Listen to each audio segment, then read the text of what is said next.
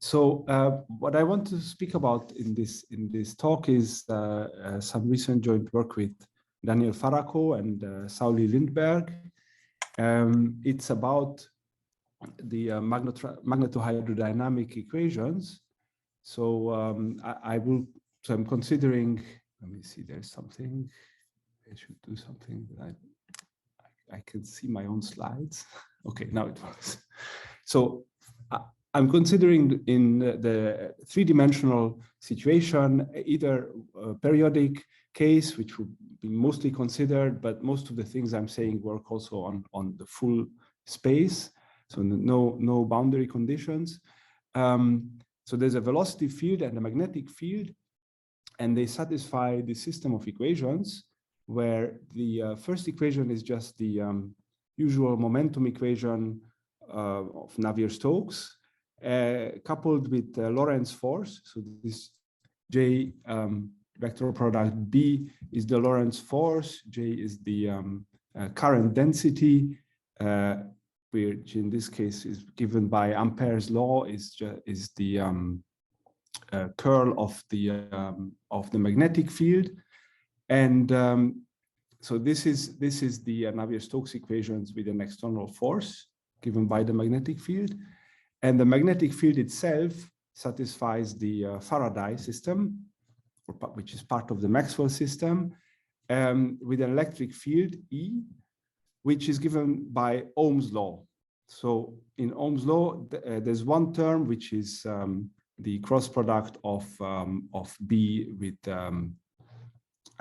U, and the other term is the let's say viscous or resistive term, which is proportional to the current density.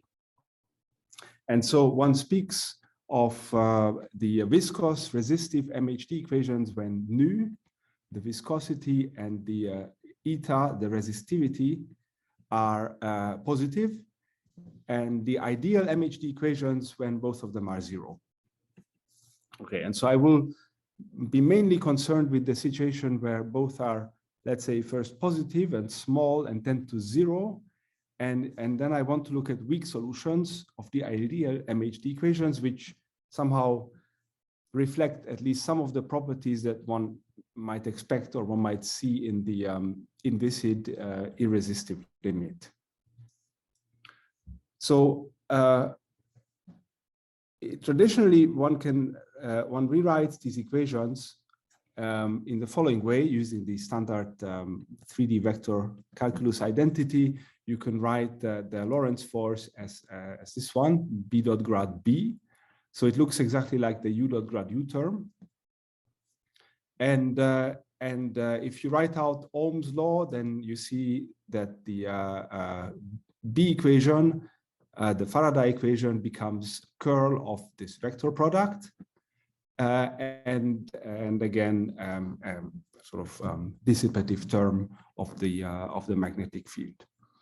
Okay, so this is a very nice system of equations with interesting conserved quantities.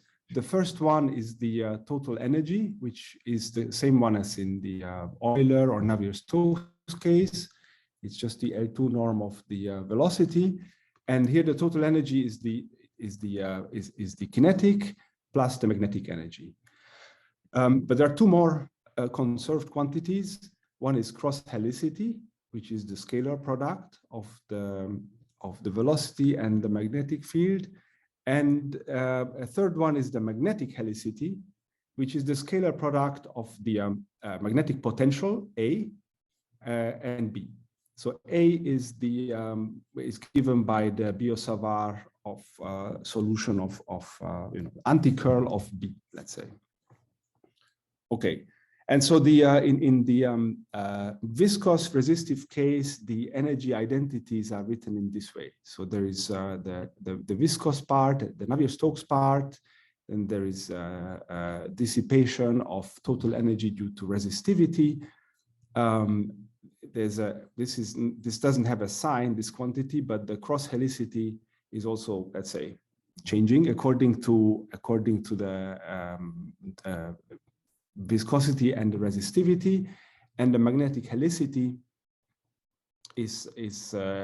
satisfies this identity. Okay, so in particular, if both nu and eta are 0, then you see that all three quantities are constant in time. So just at least for myself, or some people who, like me, come from fluid dynamics more than magnetohydrodynamics, let me say a few words on H, the magnetic helicity. So this is an interesting quantity that somehow encodes some topological information. And I believe this was first realized and exploited in great detail by Moffat and also Arnold. There's a nice section in the book of Arnold Kessin on the magnetic helicity.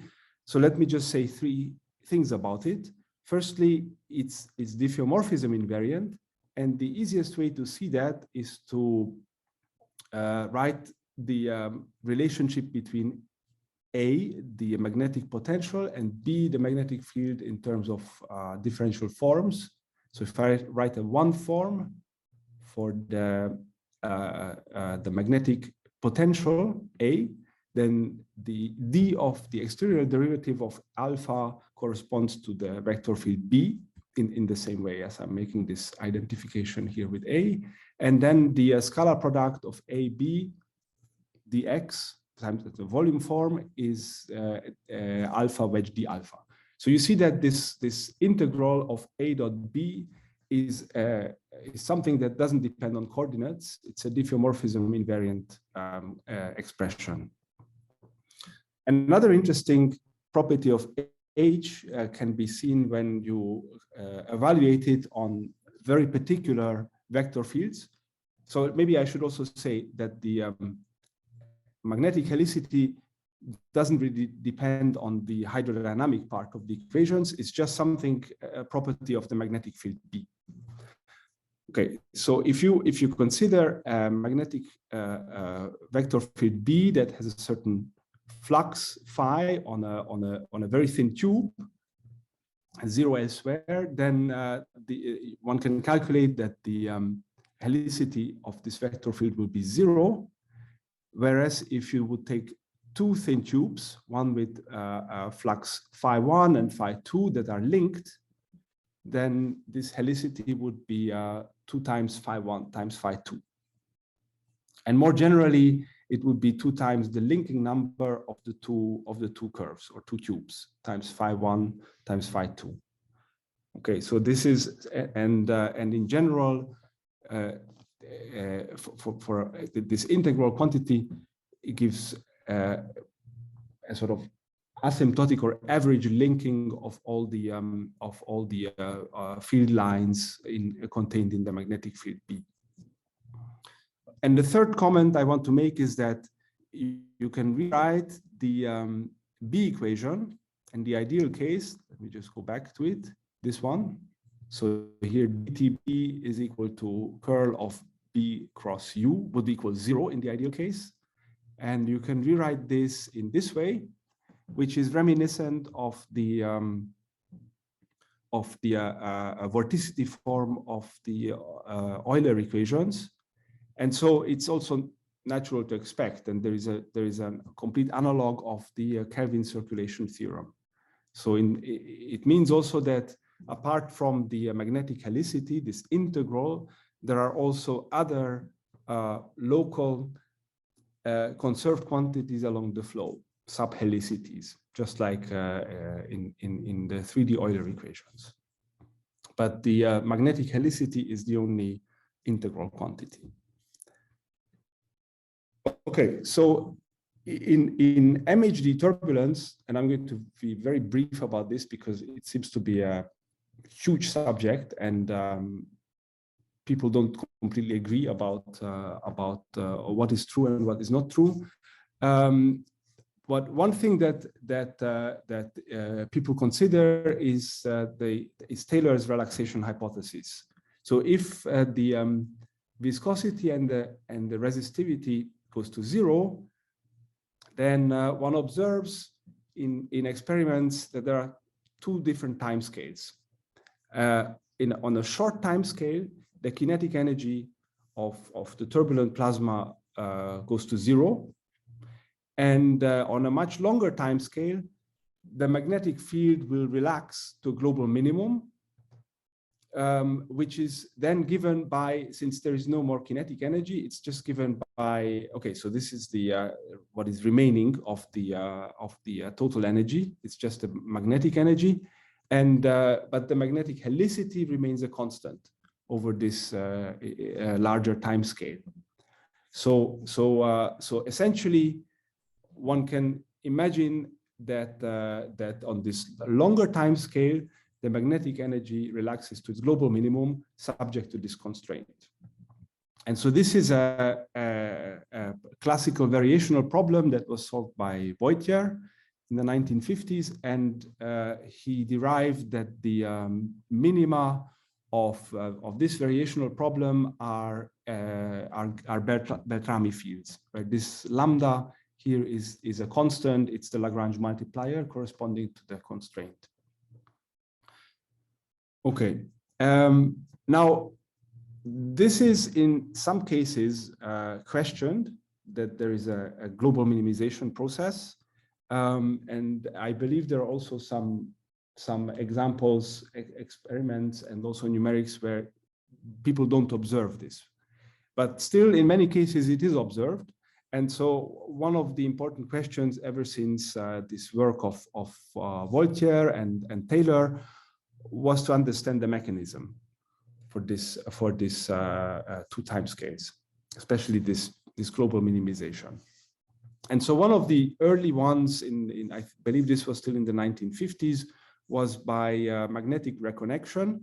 So the difficulty is that if you look at the equations, if there is no more kinetic energy, so U is 0, then I go back again to the equation, then this term is 0. So, and I mean, and also if the resistivity is 0, then there is nothing that B can do. So basically, the magnetic reconnection theory would assume that, okay, so this term is sort of close to 0 because U is close to 0. But this is not exactly 0. And then, so there is a way to diffuse the magnetic field lines. And so in this way, one can reduce. This is why I mentioned this calculation with the linking number. You see that if the two curves are linked, then the helicity is non-zero. But then if they become unlinked, then it is 0. So if you imagine that the two lines are getting close to each other, and then there is some small something happening here, then you can get rid of this link. And so there's a number of scenarios like this. The problem seems to be that one can make some estimate of the dissipation rate of magnetic energy that happens during such a reconnection. And that seems to be too slow compared to experiments. So it's somehow a pretty inefficient way of dissipating magnetic energy. In particular, it would not explain why the solar corona is so much hotter than the center of the sun, or closer to the surface. So another way to explain this Taylor relaxation is to consider high frequency fields, so sort of MAG turbulence, analogous to Reynolds averaging in the Navier-Stokes equations, where, okay, so this is just the standard simple-minded Reynolds averaging. So we have an average U bar and B bar and some fluctuations, and the fluctuations define some Reynolds tensor. So there is a Reynolds tensor, which is analogous to the one in the Navier-Stokes equations in hydrodynamic turbulence, and there is a vector which comes from averaging the Faraday equation. And what people do is, for instance, look at eddy viscosity, so as in the classical hydrodynamic turbulence case, and then measure these viscosity coefficients, which are essentially something like the size of these tensors, and observe that there is a difference in the size of the tensors, and there's some interesting things there. For instance, that cross helicity seems to be has a higher viscosity or eddy viscosity term than the energy, but both of them are going down. But of course, one easy observation is that if you look at, for instance, the dissipation of energy, this is similar to, so it's proportional to eta times the gradient b squared, whereas the dissipation of magnetic helicity is proportional to eta times b times gradient b. Okay, so there's one gradient less, and so if the action is happening on high frequency, then E dot will be much larger than H dot. Okay, and there's a theorem, quite a recent theorem in this respect, that if you take say Larey-Hopf solutions of the incompressible MHD system, in the inviscid irresistive limit, the magnetic helicity will remain conserved. So in the inviscid irresistive limit, it's not necessarily just like in the Navier-Stokes equations. You don't know that you have a solution of the ideal system, but you know that the magnetic helicity will remain constant for whatever dynamics you observe in the limit. Okay, so I will come back to this point later. Now, concerning weak solutions of the ideal MHD system, well, first of all, to define weak solutions, one can rewrite the equations in this way. So this is just the Lorentz force, which you can write as a divergence. And it's also nicer for some purposes to rewrite this curl as a divergence. And so the natural energy space, or the largest space when one can reasonably consider weak solutions, is L infinity of L2. Okay, and then what has been done in the literature is people look at Onsager type questions. So take a weak solution, under what additional conditions would, for this weak solution, the total energy, the cross helicity, or the magnetic helicity be conserved?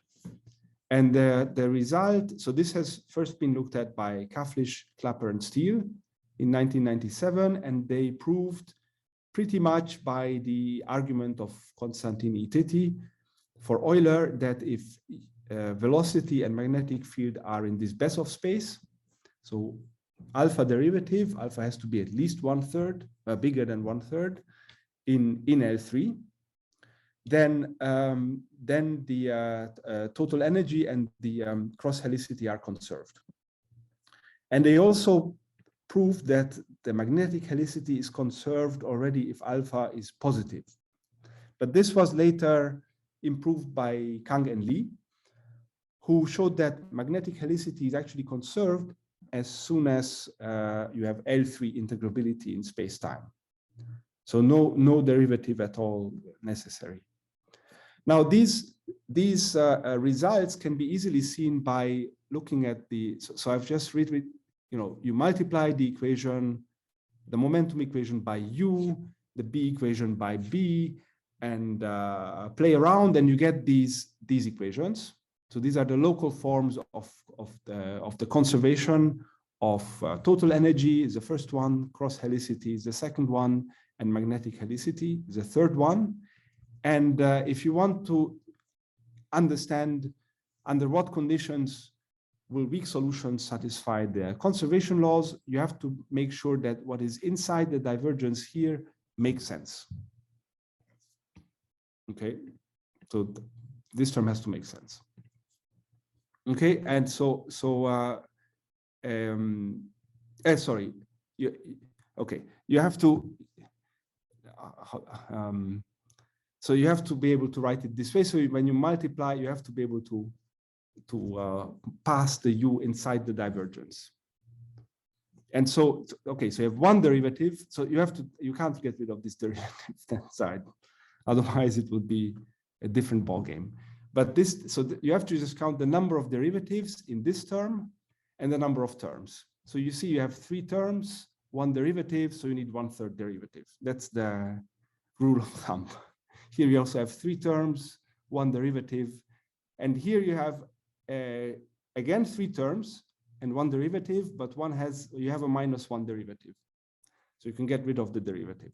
That's essentially the argument. And then, of course, you can make this precise by regularization. Okay. So what about the existence of weak solutions? Well, obviously, if B is 0, then we are back to the incompressible Euler equations. So there's those weak solutions. But this was, there's a better version that was done by Anna Bronzi and Lopez Filho and Rosenzweig Lopez, where I would say it's sort of like 2.5 dimensional, because U is a 2-dimensional object, okay, and B is in the 3rd dimension. And then the equation in B becomes independent so the equations become independent. So you just reduce to solving Euler, and then you have the velocity, plug it into the B equation, but that's a passive scalar. So you can deal with this. It's sort of like 2D Euler plus a passive scalar. So these 2 type of solutions, they are weak solutions of MHD, but they have these somewhat, I mean, they're very special, and the cross helicity has to be 0, and the magnetic helicity is also 0. So more recently, there were 3 more theorems that I want to mention now on let's say, more generic weak solutions. So generic construction of weak solutions without any symmetry. And the first one, it was by Beaky, Bookmaster, and Vikol, where they showed that there exist weak solutions which are bounded in time, L2 in space, and they don't conserve any of the 3 quantities. Energy, cross helicity, magnetic helicity are not preserved. Okay, so this should be, you might contrast this with the Faraday-Lindbergh result, where they show that if you have an inviscid limit, inviscid irresistive limit, it has to conserve H. Okay. Okay, so the other 2 theorems that I will talk about in this lecture are the following. First of all, that there are weak solutions which are bounded, that do not preserve the total energy and the cross helicity.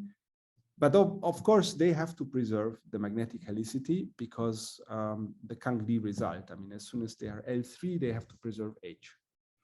And the other result is that this Kang-Lee result is sharp, in the sense that there are weak solutions which are in space, in the Marcinkiewicz space. So they just fail to be L3 integrable in space, and they do not preserve the magnetic helicity, and also the other 2. So it's sort of an improvement of this L2. But I should also say that it's a very different construction. The construction of Beaky, Bookmaster, Vikol is, I would say, closer in spirit to the work of Tristan and Vlad for the Navier-Stokes equations. So in particular, their solution is also in L infinity in HS for some very small s. Whereas this one is, and also this one is closer in spirit to the construction of bounded solutions of Euler, where you have some sort of bare category argument. Okay. So just a few words on convex integration. I mean, all the results, all the constructions of weak solutions on this slide are by convex integration.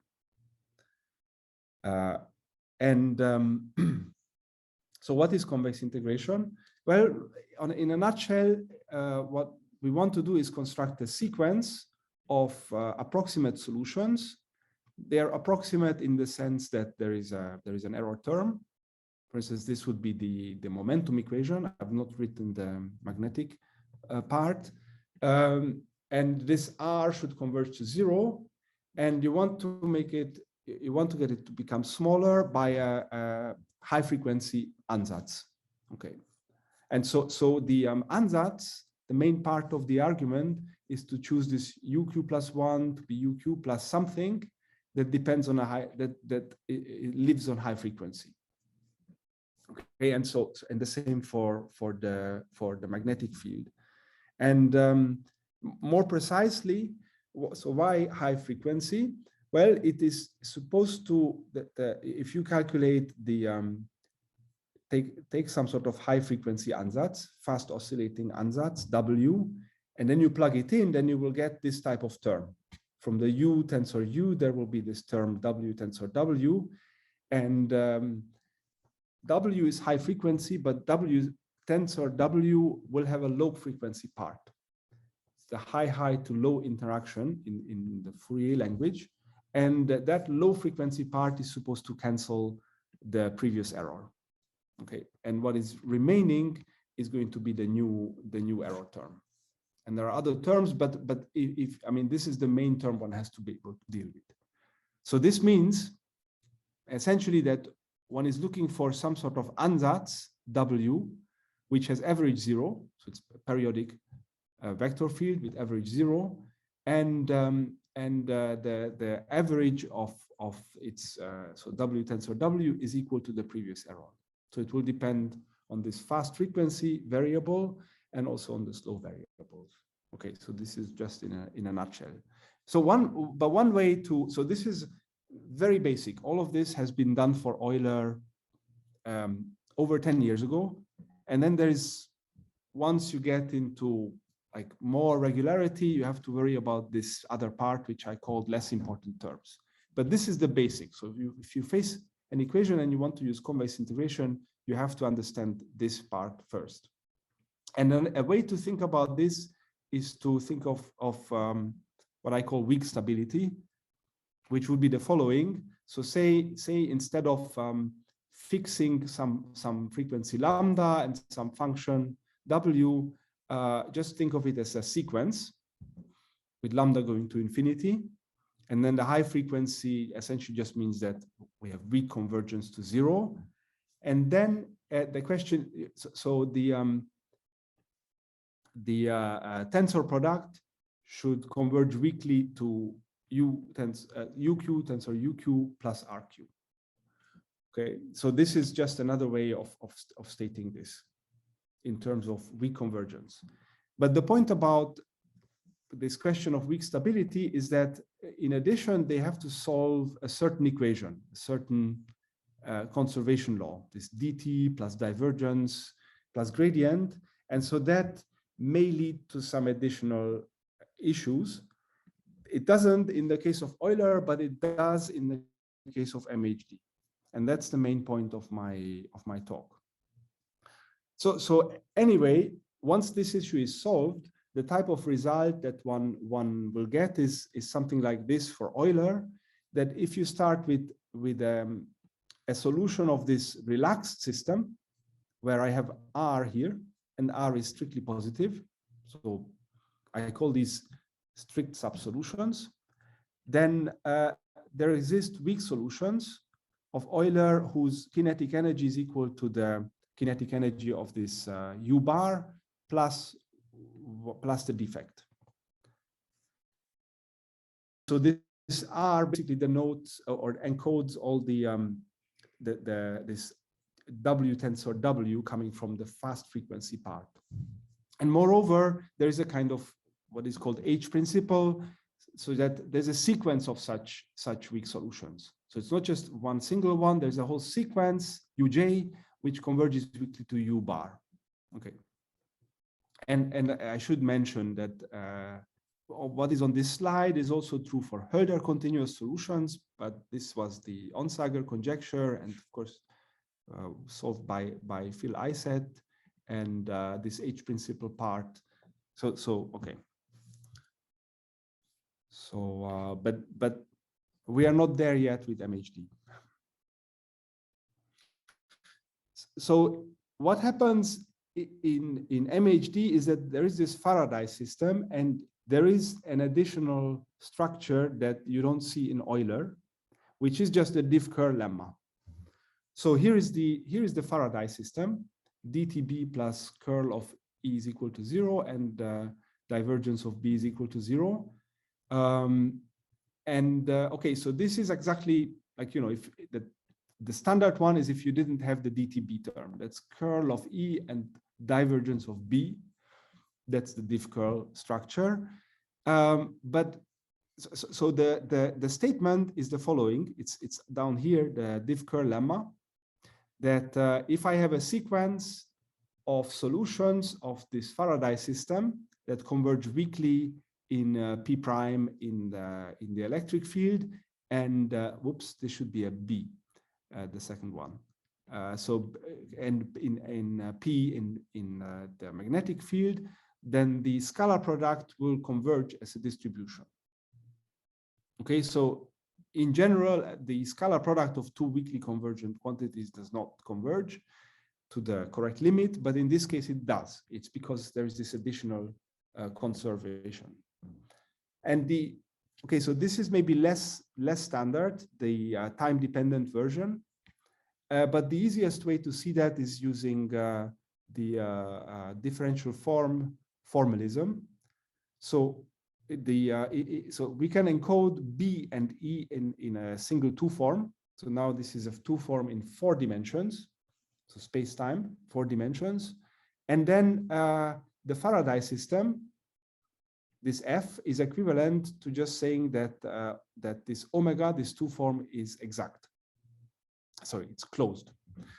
And so it's exact, and this alpha is actually given by the vector potential, and then there is a potential for the electric field.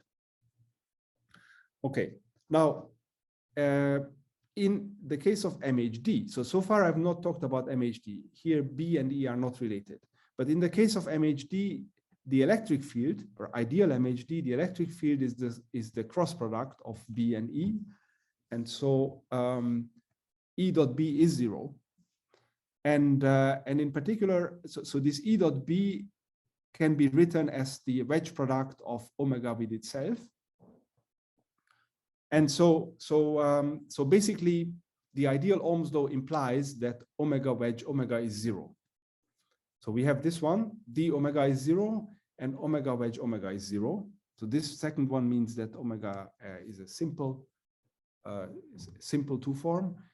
And since we have that omega is d alpha, we can write omega wedge omega in divergence form. So pull out an exterior derivative, and then, okay, so then the whole diff curl argument kicks in. You can integrate by parts.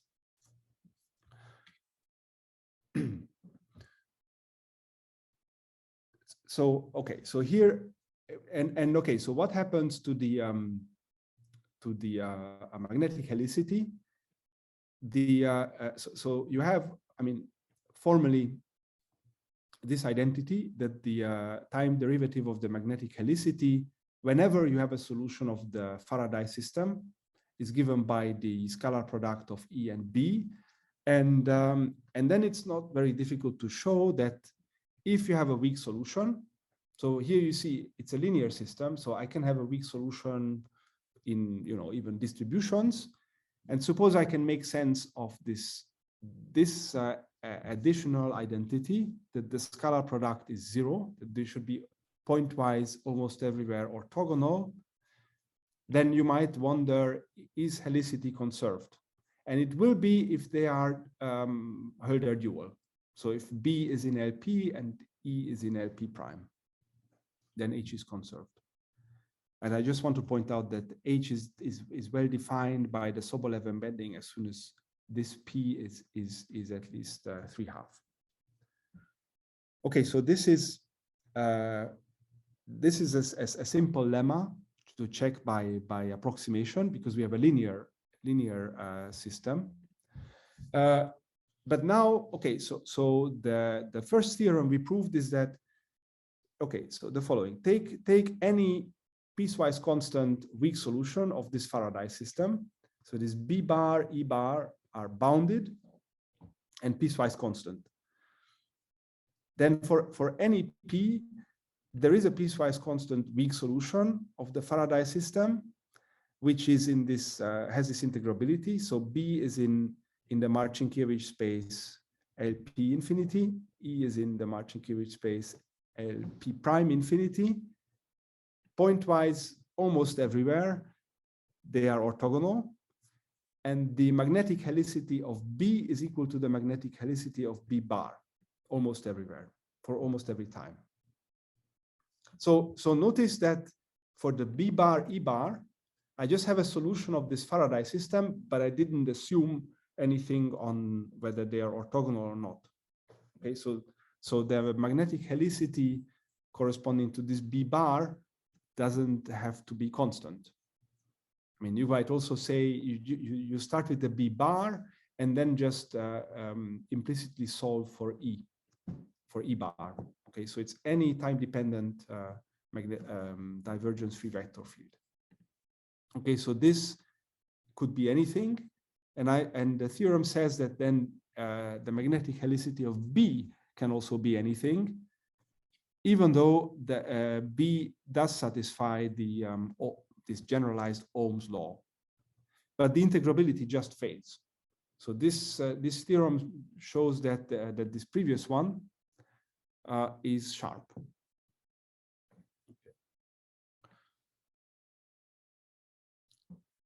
So the proof of this theorem is this, I just restated it here, is via what is known as staircase laminate in the business. It's something that I don't have time to go into the details here, unless you're interested in the discussion afterwards. I can try to explain, but it's basically the realization that this scalar product is a little bit like a Jacobian determinant, okay, of a mapping, and there's a lot of results already on.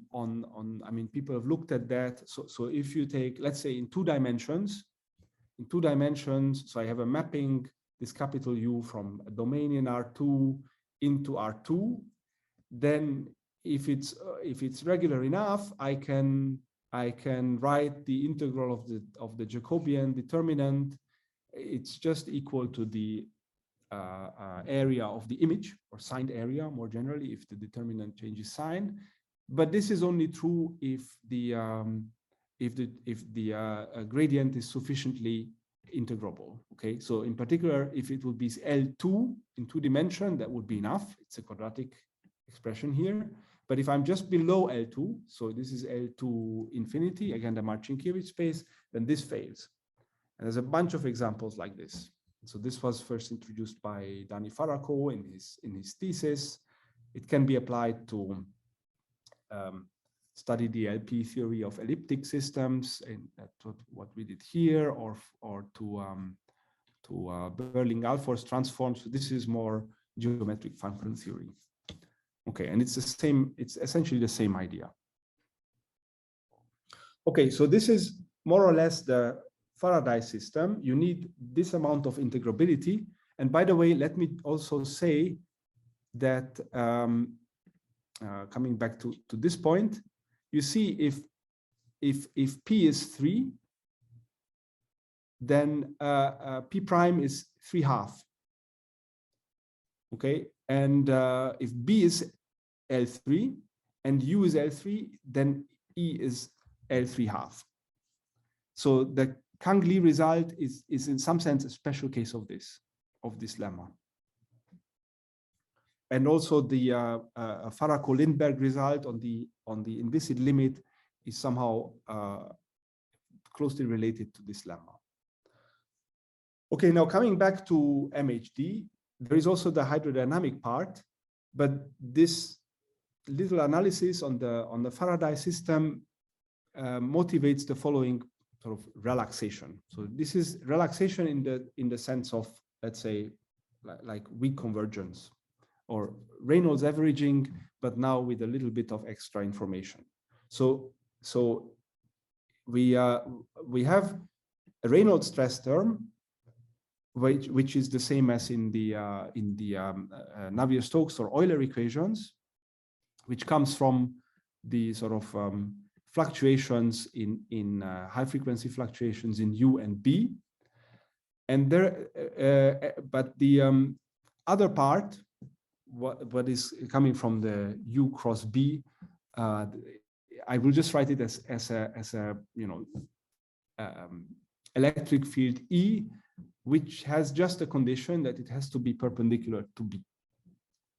Okay, so the relaxation of the momentum equation is exactly as in the hydrodynamic case, but the relaxation of the Faraday part has to preserve this condition. Okay, so that's a natural relaxation, at least within this range of LP and LP prime, in particular L3. Okay, and so what, let's say, without stating before stating the theorem, let me just say what we prove is essentially something like what I showed you in the case of the Euler equations. Here I just had the Euler equations with this extra term, the Reynolds stress term, and the theorem says that any solution of this augmented system can be approximated weakly by a sequence of exact solutions. And now we have something like that. So any solution of this augmented system can be approximated by exact solutions, exact weak solutions of the ideal MHD equations. That's roughly speaking the statement. And I'm saying that now in words because the actual statements are a little less nice. So here is the more precise statement. There is some universal constant M0, which is related to some convex hull calculation, such that the following holds. For any B bar, E bar, which is a weak solution of the Faraday system, which also satisfies this generalized Ohm's law, that it's pointwise perpendicular, and any functions, scalar functions, zeta plus and zeta minus, which shouldn't be too small. So they should be larger than this constant times B squared plus E. Then there exists a weak solution of the MHD, ideal MHD system, where pointwise almost everywhere, the modulus of U plus B is equal to this zeta plus, the modulus of U minus B is zeta minus, and the magnetic helicity is given by the magnetic helicity of the B bar. So this zeta plus, zeta minus are related to the what is known as the Elsässer variables. If you add or subtract the momentum and magnetic equations, you get equations for the Z plus and Z minus, and they are also very nice. And so here, basically what we can prescribe is the modulus of this Z plus and Z minus. Okay. And so in particular, the total energy plus or minus the cross helicity will be given by these integrals. Okay.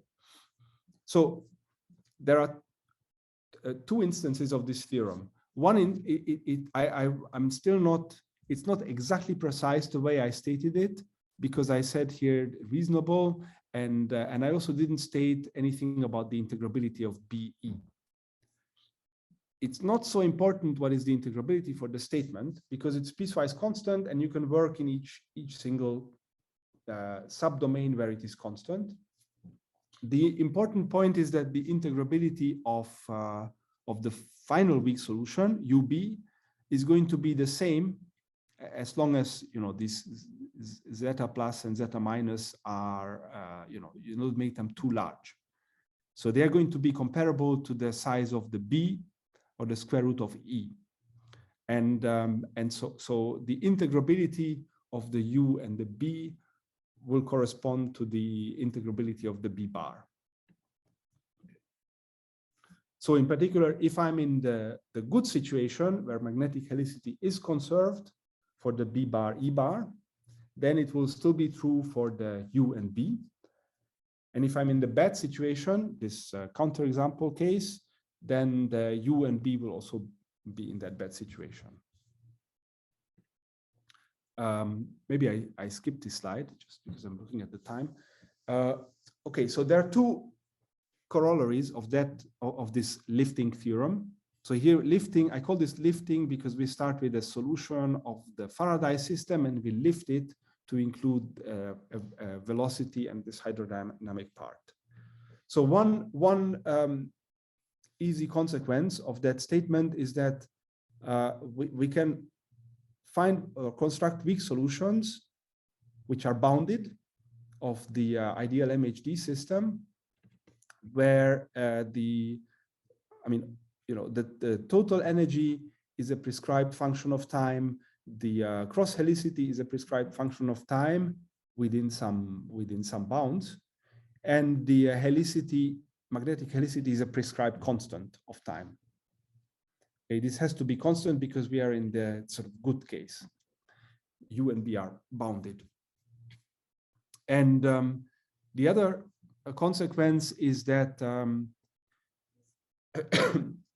excuse me, is that there are weak solutions which just fail the Kang-Lee space. So these are the theorems 2 and 3 I mentioned earlier.